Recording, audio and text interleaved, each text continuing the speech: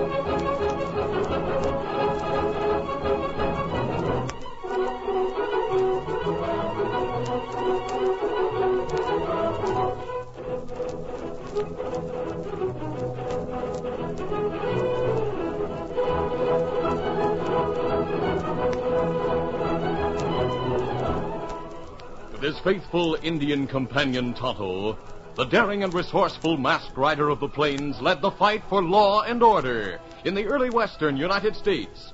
Nowhere in the pages of history can one find a greater champion of justice. Return with us now to those thrilling days of yesteryear.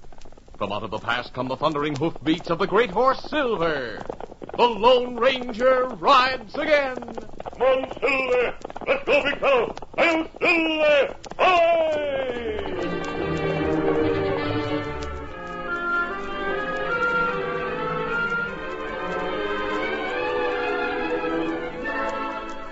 Tonto had been waiting for a long time in a small woodland camp.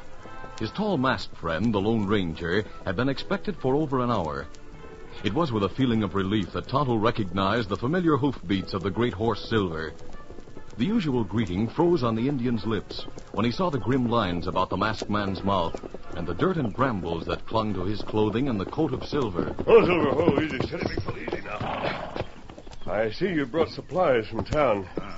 That's right. Tonto, while you were there, did you hear any news of a manhunt? No. Oh, Silver plenty dirty. Me brush. I'll help you in just a minute. There. You go through plenty rough country. Yes, I've gone through underbrush and brambles. Oh. Well, why you ask about manhunt? Because there's a manhunt going on in this part of the country, and it's a big one. Oh, you see him? Well, 3 miles north of here, I saw a group of men approaching. I pulled off the trail before they saw me and kept out of sight until they passed. They were led by a deputy sheriff. Oh. Steady, Silver. I'm trying to get some of these brambles out of your hair. A few minutes later, I saw a second group of lawmen. Drew off the trail again. As I was coming through the woods, I heard hoofbeats approaching. Well, I stopped. Third posse passed within a few yards of me. You not let any lawman see you? No, I didn't want to answer a lot of questions about my mask. Maybe you brushed Silver's mane too hard. Pull out hair. Oh, Silver never minded that. Take it easy, boy. You need cleaning up. Easy, Silver, easy. Stand still, fella. What's the matter with you? Is he trying to warn us of something? Me not know. Maybe he'll give a... Oh. Over there, Kimasabi. See shotgun through bushes. Girl's voice. Don't either of you move. Both barrels of this gun are loaded with heavy shot. We're not moving. You look as though you'd been through brambles up to your neck. I certainly have. You better let me take that shotgun before you hurt someone. No, you don't. Stand still. I wonder how big a reward is on your head. If you're manhunting for a reward, you'll be disappointed. Oh, no, I won't. It's not a reward I want. If you think I'm an I outlaw... saw you duck for cover near my house. Oh? You were mighty careful to dodge that posse. So you followed me. Those lawmen weren't looking for me. I know that. You're not hoping for a reward, and you know I'm not the object of the manhunt. Yet you tore your skin and wrecked your clothes on brambles to follow me here. Because you're wanted by the law. You must be, or you wouldn't wear a mask and dodge a posse. Well, I can turn you over to the law, or I can let you go. That's up to you. Then I do get a choice. I need the help of a gunman, and you can win your freedom by giving it to me. I see. You know, young lady, there's a tear in your dress that really needs attention. Oh, I'll take that gun. Go! Give me that gun! Sorry. There. You made me take my eyes off you so you could grab the gun. Now it will be so much easier to talk to you. You said my dress was torn and... Please forgive me. You knew I'd take my eyes off you. It was a harmless trick. Harmless? Oh, if you only knew. I know you're desperately in need of help. Forget it. If you'll return the shotgun, I'll get out of here. Unload it if you're afraid I'll turn on you. No, I'll not unload it. I'll just lower the hammer so it won't go off accidentally. There you are. But please don't go. There's no use staying. If you want help... I can't afford to pay for it. You need a gunman? Well, I don't want anyone shot, if that's what you mean. Listen, mister. You said you weren't dodging the law. That's true. In that case, you wouldn't be afraid to collect a reward if you earned it. A reward? For the capture of the bank robbers. Well, that sounds interesting. Do you mind telling me your name? I'm Jane Carter. I suppose there's no use asking your name. If you wanted to be known, you wouldn't wear a mask. That's right. Well, the bank in town has been robbed. Everyone is looking for the robbers, and I'm the only one who knows how to find them. Well, why don't you give your information to the law? I don't dare. Someone in town who's very important must have told the robbers when and how to attack the bank. It might be the sheriff himself or one of his men. Will you help me? Why are you so interested in solving the robbery? Because so much depends on it. My father's life, for one thing. And everyone in town and on the ranches for miles around. Why, they'll be practically penniless if the money isn't recovered. Oh, I see. Tell me one thing more. How do you know I'm not one of the robbers? My father saw them. He told me what they looked like. You must have had a plan in mind when you followed me here, determined to force me to help you. Yes, I do have a plan, and it's a good one. Oh? Tell me about it. First, I must tell you about the robbery. My father was the only customer in the bank at the time. He and the clerk were shot. The clerk was killed, but Dad, he's still alive. He's wounded, but he got away from the robbers. And they know he's alive to identify them. Where is he now? I'm not telling anyone. But I'm sure those thieves will be looking for him to kill him before he can describe them. What is your plan? I want you to come to our house and pose as my father. Oh, but how One bullet grazed my father's head. You could wear a lot of bandage. Then if you wore one of his bright red shirts, you'd look enough like him at a distance. Let's get started. You'll do it? We'll discuss the plans on the way to your home.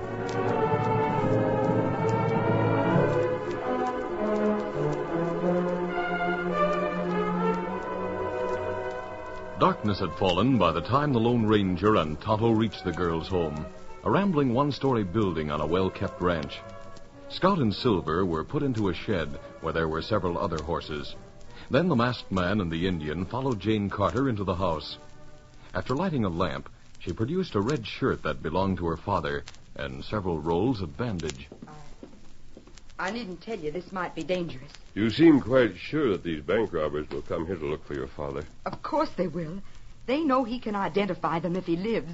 You won't tell me where your father is? No, I'd rather not. Very well. Cover your head with the bandage and put on that red shirt. Then sit over there in Father's favorite chair so you can be seen through the window. An easy target for anyone who cares to shoot me. I warned you there'd be danger. You've got to take some risk if you expect rewards for capturing those bank robbers. Jane, let's get something straight. I'm not after any reward. You're not? I'm helping you because I want to see the stolen cash recovered. If all the people around here go broke, the development of the West will be set back many years. Moreover, if those crooks get away with a robbery in Hillsdale, they'll try the same thing somewhere else. Yes, but I don't understand. Why are you so interested in other people's losses or in the development of the country? Show girl Silver Bullet, Kemosabe. Maybe that explains. Silver Bullet? I'm sometimes identified by bullets like this. Him, Lone Ranger. The Lone Ranger? You mean to say you're... Oh, dear. And I held a shotgun on you. Why, I threatened to shoot you. Let's get on with your plan. But you can't help me. It's too dangerous. If anything were to happen to you... Oh, no. Tonto and I have taken risks before. But I can't... Now, you want the outlaws to think your father is sitting in this room, is that it? You expect them to try to kill him, either by coming to the house or firing through the window. I thought I might have men waiting in the darkness to catch the bank robbers when they come here. Who would you get? You told me there was no one you could trust. There is one man. He couldn't come here and pose as my father, but I know he'll send the right men to trap the bank robbers. Who is he? He's the most prominent man in town, Squire Turnbull. I see. Where is your father? He's in a safe place. Well, I guess I can tell you. He's in this house in the cyclone cellar. Very well. Go to the Squire with your plan. Tonto and I'll fix things here.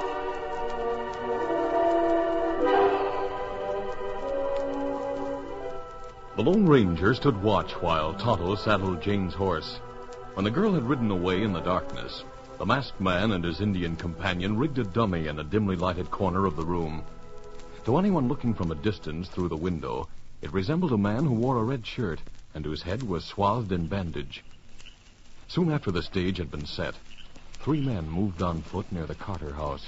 Now, I'd say You that shut after up, Gimp. It's not for you to say. Grider's the boss, and he gives the orders. Jake, sometimes you talk good sense. Why, if it hadn't have been for you, Grider, the posse'd have had us before now. Yeah, and where would you two be? You'd be in jail waiting trial and hanging. I was only going to say that after tonight we'd be in the clear. That depends on how well you can follow orders, Gimp. Me? Yeah, you. Jake and I did most of the work at the bank. I did my part. You didn't finish your part. You left a witness who can hang all 3 of us. But Grider... Jake got the cash from the bank and I got the clerk. If you'd gotten Carter, we'd be in the clear. I tried, but But he got away. So you're elected to finish it. Well, we better keep our voices down. We're getting close to the house. That's a good idea, Jake. Oh? What do you want me to do, boss? Hey, wait. Look, I think I see him. It's hard to tell. Not much light in that room. Isn't that someone in the corner wearing a red shirt? Looks like it. Yeah, sure it is. There's a bandage on his head. We'll wait here, Gimp. It's your move. We could kill him from here. You had a crack at him at 10 feet and you missed killing him. Now you want to try from 100 feet. Well, Go right up to the house. Rap on the door. Either Carter or his daughter will answer it. As soon as it's open, you fire. We'll stand here and cover you. But if the girl opens the door... We'll take care of her. You shoot Carter. Be sure it's permanent. I don't see why all 3 of us can't go up Don't there. argue with me. You want a cut of the bank money, you get Carter. We can't take a chance on having him describe us. It's pure luck he hasn't already told the sheriff what we look like. What are you waiting for, Gimp? You've got your orders. Get going. I'm gone. Still don't see why I should do this job alone. Gimp's got something there, you know it, Grider? What do you mean, Jake? You teaching him a lesson by sending him on that 6-gun move alone? Any lessons Gimp gets now will do him precious little good. Get your gun out, Jake. For what? We don't need Gimp anymore. Besides, he's dangerous to us. If he gets a pocket full of money, he'll start free spending. He'll be questioned. He'll squeal. That's the sort of coyote he is. Oh, I get it. We'll move forward a little bit and keep a close watch. As soon as Gimp shoots Carter, we'll shoot Gimp. Savvy? I savvy. He's at the door. All right, now get ready. He's rapping. It won't be long now.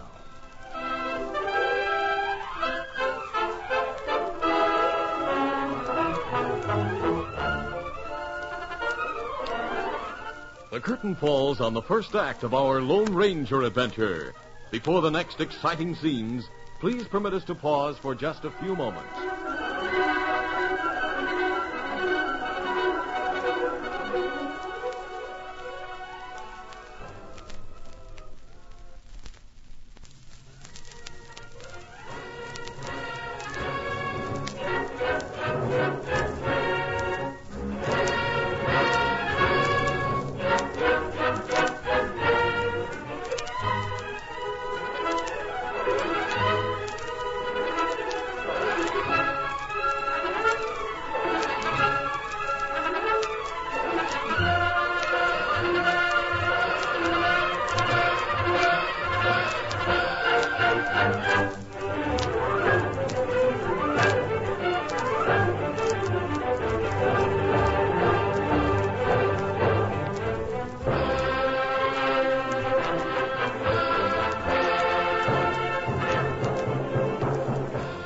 to continue. One of the three bank robbers held a gun in one hand, while with the other he rapped on the door of the Carter ranch house. He didn't suspect that his pals, concealed in the darkness less than 100 feet away, were ready to shoot him as soon as he had killed John Carter, the only eyewitness to the robbery. Inside the house, the Lone Ranger and Tonto had rigged a dummy. The masked man spoke softly to Tonto. Stand ready, Tonto. This may be it. Me wonder if girl will get feller to wait outside. Can't tell. It's too dark to see. Who is it? Open up, Carter. Got a message for you. You think you caught her? The door's unlocked. Walk in. The Lone Ranger and Tonto stood back from the door as Gimp pushed it inward slowly until he could see the dimly lighted figure in the far corner. He fired from the hip. Both shots streaked across the room, thudding into the pillow that filled the red flannel shirt. And then, as if in echo, other guns barked nearby. Hold your fire out there! Gimp was hammered off his feet by the impact of the heavy bullets. He fell into the room and lay motionless. Them fellas girls send. Why them shoot? See if there's anything you can do for this man, Tonto. I'll go out and find out why those men were so handy with their guns.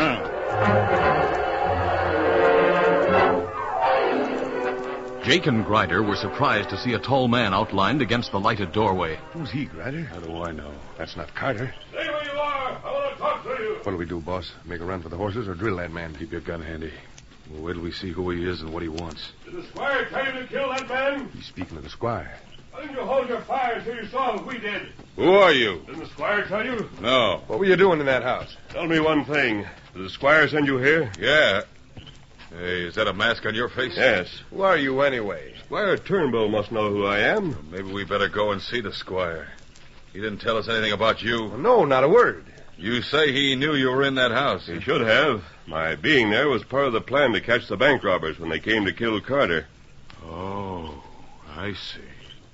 So that's it. If you two hadn't shot him, we might have been able to make that man talk and name his pals. We better go and see the squire right away. It might be better if we return to the house.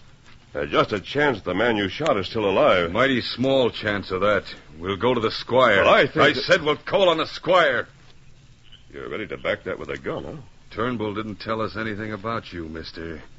And that mask makes me downright suspicious. Now, are you going peaceable to the squire's house, or do we have a 6-gun showdown right here? My horse is in the shed behind the house. Ours are over yonder among the trees.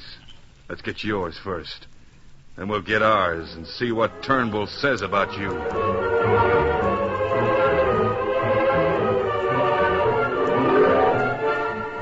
Grider couldn't fully understand the situation, but he realized that the masked man was in some way involved in a plan to expose the robbers of the bank. The Lone Ranger, on the other hand, believed that the two men were on his side of the law, and that Squire Turnbull and Jane Carter would quickly straighten out the situation. He didn't suspect that the squire himself was the author of the bank robbery. And neither did Jane Carter, who had implicit faith in the dignified fat man who looked at her across a massive desk in his home. Squire Turnbull, we've been waiting a long time. Those men should be at our house by now. Patience, my dear, patience.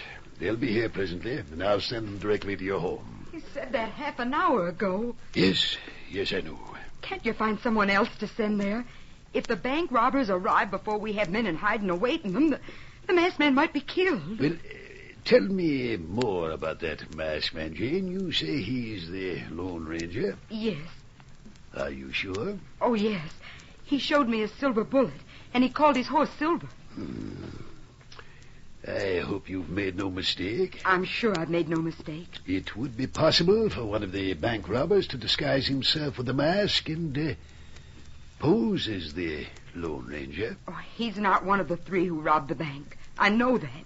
Father described the thieves. Well, perhaps your father didn't get a good look at the robbers. But he did. He had a very good look at them. You know, Jane, you're a strange girl. You put such trust in a masked man, yet you refuse to take the sheriff into your confidence. What's strange about that? The sheriff represents the law. It's his duty to track down these murdering thieves who killed the bank clerk and tried to kill your father. You could aid him greatly by telling him your father can describe the crooks and letting him talk to your father. And yet... I told the sheriff my father couldn't be disturbed. Why don't you trust the sheriff? Oh, I do wish your men would get here. Why don't you trust the sheriff? Squire Turnbull, those robbers had inside information. They knew the banker would be out of town, that the clerk would be alone. They had a key to the rear door. They knew exactly where the paper money was stored. It's true, my dear, but it was no secret that the banker would be away for a couple of days. As for the key, it wouldn't be too difficult to get a key to fit the door. The sheriff has a key. It would be easier to borrow his than to get another. And frankly, I think you've made a mistake. The sheriff is a good man. You have as much reason to suspect me. Squire, you're the only man in town I really trust.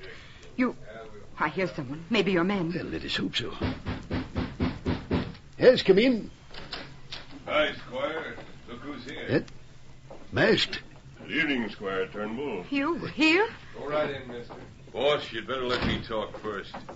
This hombre was in the house with Carter. Yes, I know. Miss Carter told me about him. He said you'd know about him.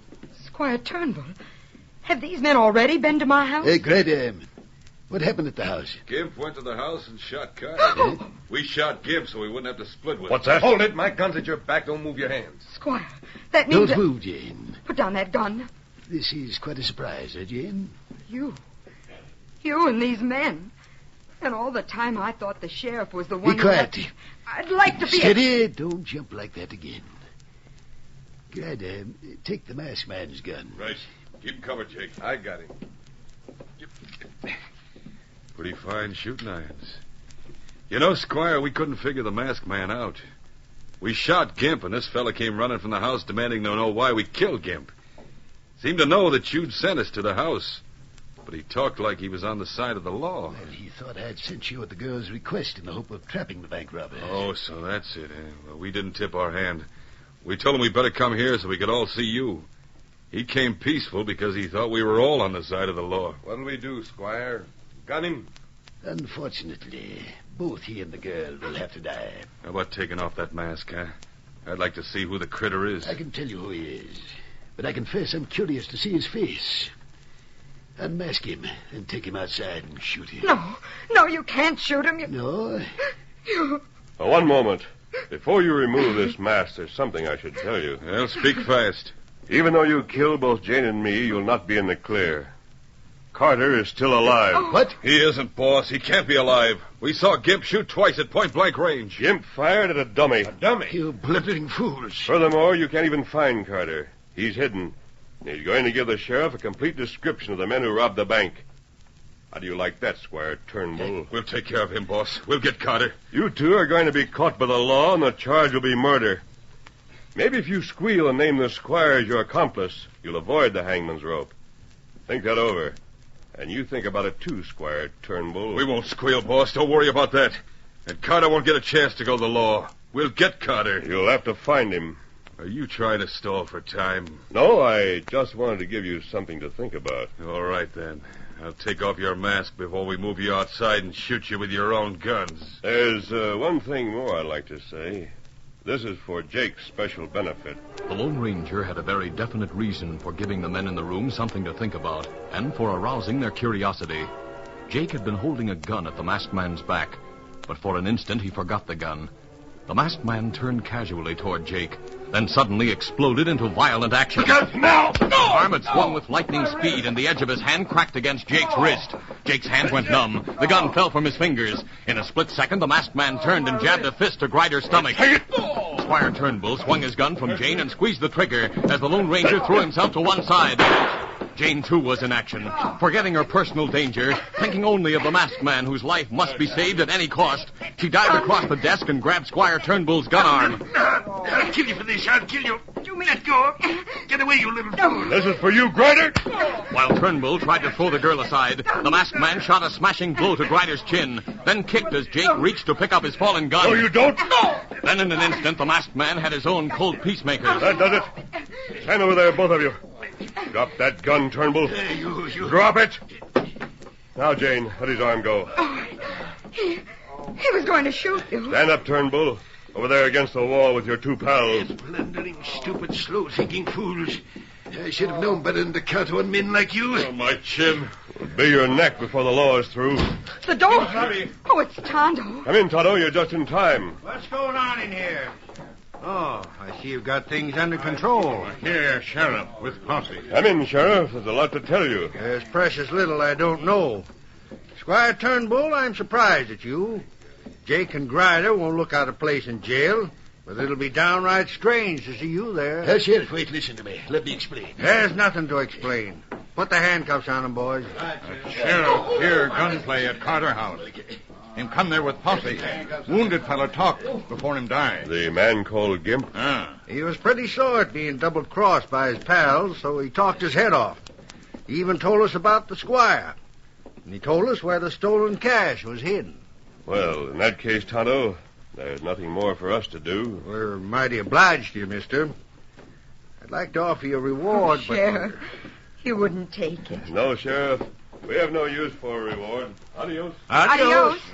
That masked man. If it hadn't been for him... you said you knew who he was. Yes, I know. And I was fool enough to think that 3 armed men could handle him. Looks like you were wrong, eh, Squire? Yes, I was wrong. Well, who is he? He's the Lone Ranger.